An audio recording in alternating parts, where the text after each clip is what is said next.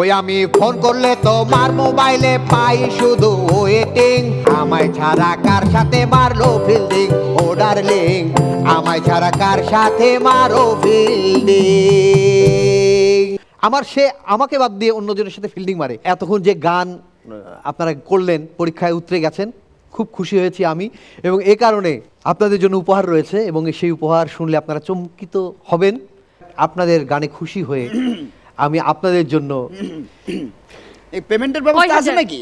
আমি আপনাদের জন্য আমার নিজের লেখা গান উপহার দিতে চাই। বাহ বাহ বাহ বাহ, তালিয়া। কি ব্যাপার আপনারা এত আমি খুশি কারণ খুশি না? খুশি, অনেক আমার খুশি প্রথম আমি। গান আজকে রিলিজ রিলিজ হবে আপনাদের জন্য। আমি নিজে কিছু গান লিখেছি, এই গানগুলো পেয়ে নিশ্চয়ই আপনারা ধন্য হবেন।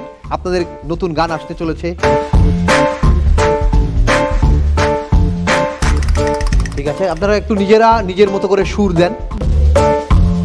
তিনজন এমন অবস্থায় আছে মনে হচ্ছে কালকে তাদের পরীক্ষার প্রস্তুতি চলছে। আজকে গানটি পেয়ে খুবই ভালো লাগছে। মৌলিক গান তো কি বলবো, একটা সম্পদের মতো সবার কাছেই। তো আমি জানি না কতটুকু গাইতে পারবো, আপনি দোয়া রাখবেন যেহেতু আপনি গানের পিতা।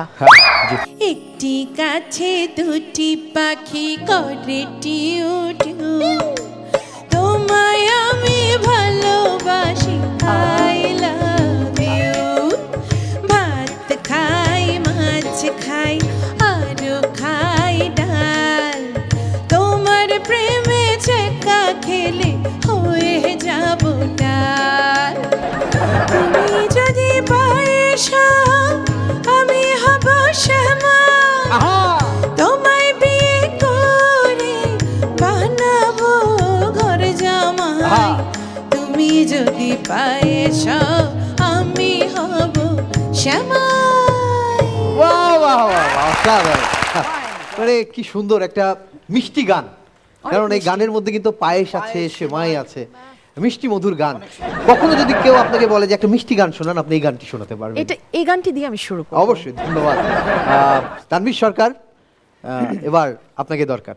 কোন মশা কানে বসে, ঠোঁট মুখ বুকে বসে, কোন মশা গালে বসে, ঠোঁট মুখ বুকে বসে, আমার করুণ দশা।